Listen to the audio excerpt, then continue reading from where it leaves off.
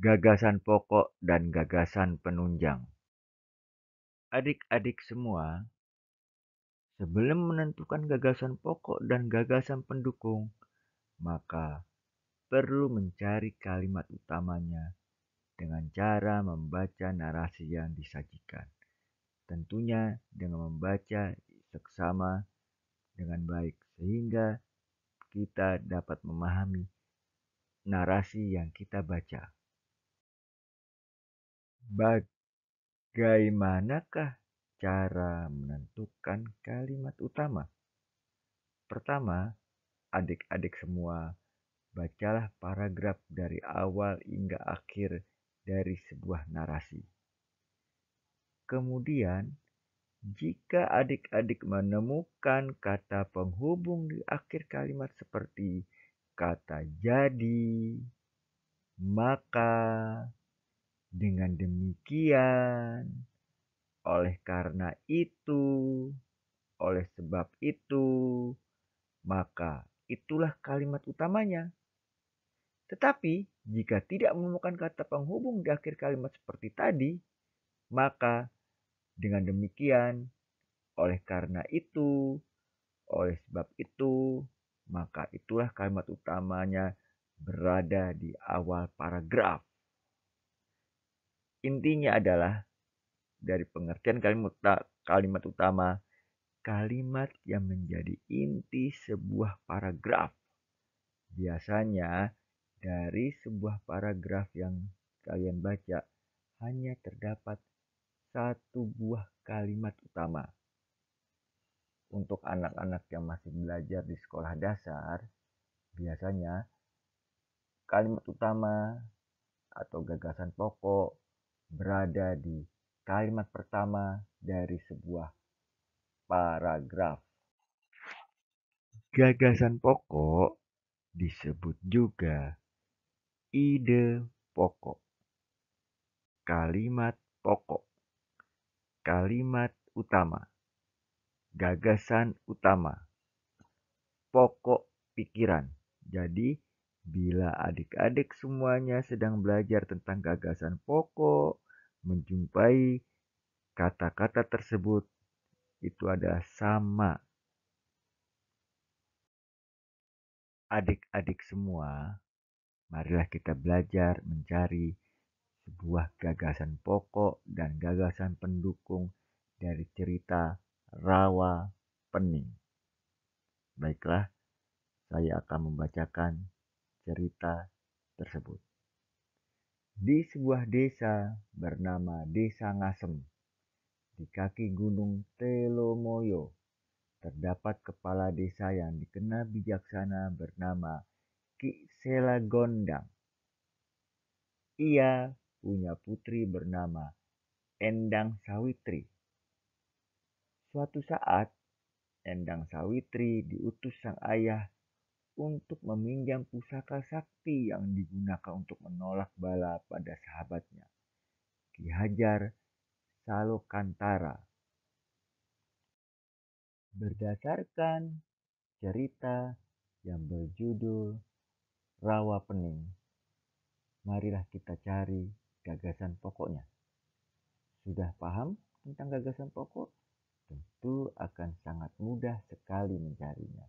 Yuk kita cari bersama. Ingat, di awal saya pernah mengatakan gagasan pokok terletak di awal paragraf atau di kalimat pertama dari sebuah paragraf. Tentunya mudah sekali menemukannya. Siapa yang tahu bunyinya? Oh, pintar sekali. Baiklah, kakak bacakan ya.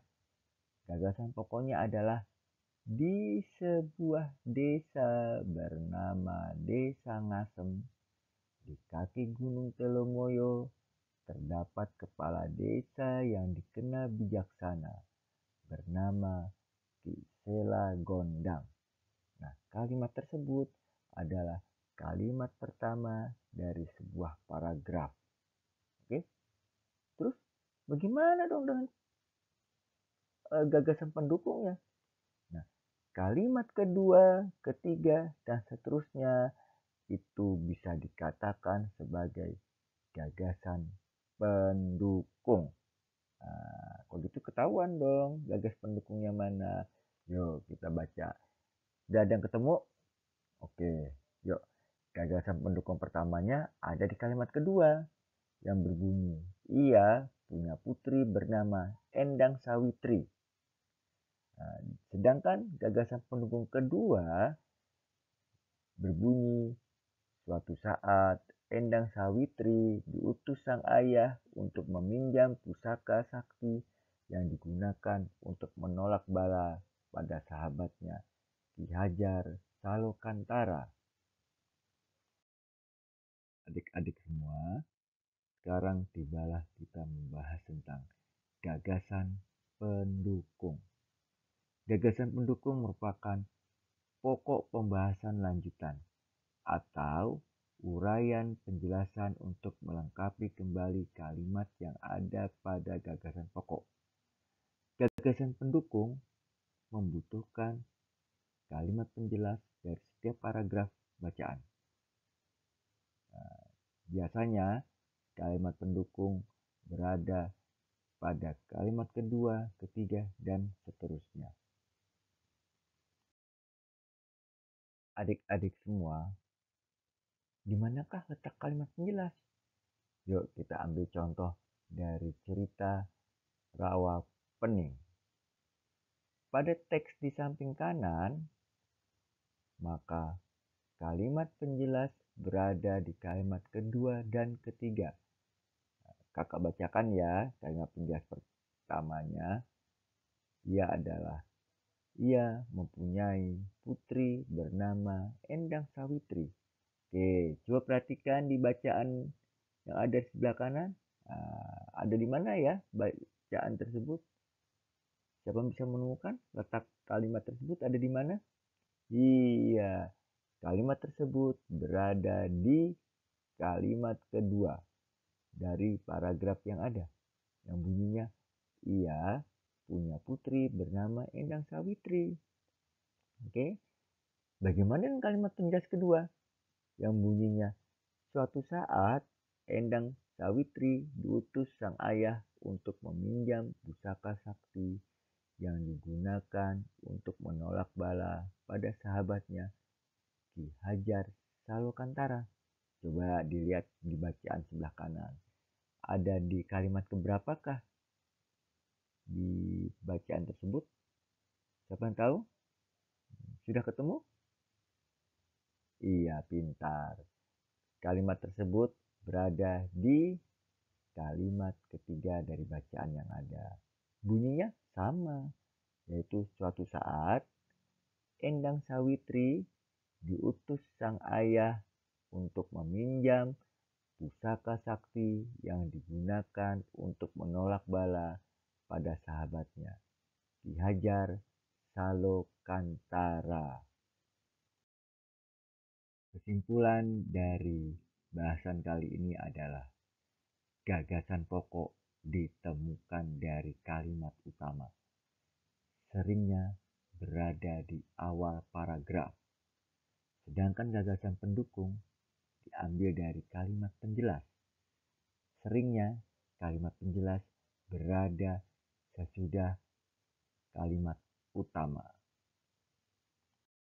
Rasulullah SAW bersabda dalam HR Turmuzi yang artinya, barang siapa yang menghendaki kehidupan dunia, maka wajib baginya memiliki ilmu.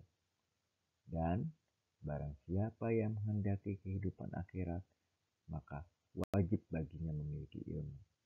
Dan barang siapa menghendaki keduanya, maka wajib baginya memiliki ilmu.